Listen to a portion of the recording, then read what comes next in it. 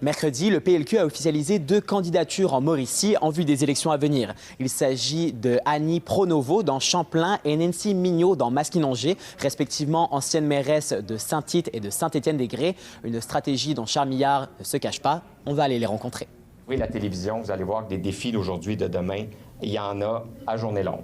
Alors pour ça, on a besoin d'une équipe forte en Mauricie et c'est avec Nancy et Annie qu'on va y arriver. L'ancienne mairesse de Saint-Étienne-des-Grès n'était pourtant pas prédestinée à être candidate. L'association locale de Maskinongé avait une préférence pour Jean-François Blais, mais les instances nationales ont préféré aller de l'avant avec la candidature de Mme Mignot. Cette décision avait mené à des démissions de membres de l'association libérale de Maskinongé, mais pour Charles Millard, il s'agissait avant tout d'un choix logique. Je les avais déjà rencontrés, mais malheureusement, eux avaient pris un chemin différent. C'est des discussions qu'on a eues avec Mme Mignot depuis quand même un certain temps. Il faut dire que moi, je travaille sur l'équipe depuis un certain temps. On fait l'annonce aujourd'hui.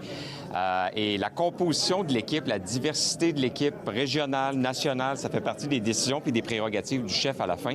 Mais on va s'assurer, comme dans toute bonne famille, que quand ça accroche un peu, qu'on regarde ensemble en avant. Nous allons prendre action pour le comté de Maskinongé. Soutenir nos PME. L'un des sujets qui est revenu lors de la conférence de presse, c'est bien sûr le projet Mauricie de TES Canada.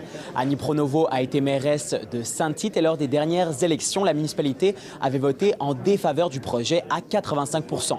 Pourtant, la candidate affirme aux côtés de Charles Millard qu'ils ne mettront pas de bâton dans les roues à un projet économique aussi vital pour la région. Il y a une culture du oui économique au Québec. On doit forcer la main pour développer et être ouvert à des projets économiques au Québec. Alors, les projets d'énergie, il n'y a aucun projet d'énergie qui est facile au Québec. On est pour le projet dans le sens qu'on est pour l'innovation, on est pour qu'il y ait des entreprises, qu'il y ait au niveau économique. Le premier ministre du Québec, le premier ministre du Canada doivent être des développeurs en chef. Donc, on doit être ouvert à étudier les projets.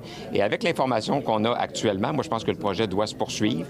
Et on va suivre avec grand intérêt ce qui va se passer avec le BAP parce que c'est des institutions à lesquelles on fait confiance. Mais Champlain est loin d'être gagné. Le PQ avait annoncé il y a quelques semaines son candidat pour la circonscription, René Branchot, avocat de formation, et selon Paul Saint-Pierre Plamondon, une candidature ministriable. Bien, premièrement, moi, je suis une pure laine du coin. Fait que les enjeux du territoire, je les connais très bien. Puis j'ai été mairesse quand même pendant 8 ans. Puis en même temps, tu sais, je veux dire, je connais plein de monde. Je suis de là. C'est mon secteur. Donc, on va travailler fort et puis une poignée de main à la fois, on va se faire connaître. Le PLQ annoncera dans les prochaines semaines ses candidats pour la Violette Saint-Maurice ainsi que pour Trois-Rivières, même si dans cette circonscription, le choix semble se porter sur Jean Lamarche, même si rien n'a été confirmé.